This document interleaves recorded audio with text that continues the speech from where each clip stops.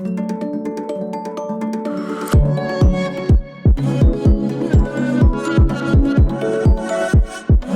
everybody, my name is Eva-Maria Sperger. I'm here for preparing for a UTMB race, but first of all, I'm happy to be in your company here.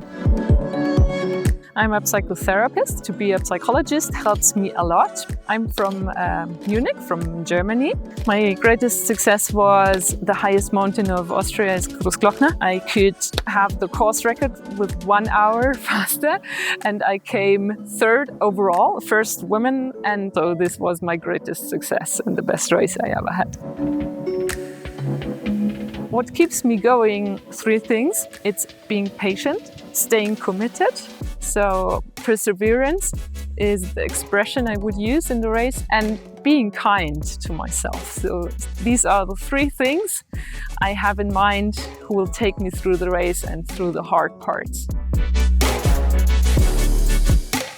I think you have a basis where you start, even if you get ill, for example, and the body has a basis of a lot of endurance, then it doesn't affect you too much. So it's helpful for health overall. It's beneficial for many things. It's also beneficial for staying in relationships.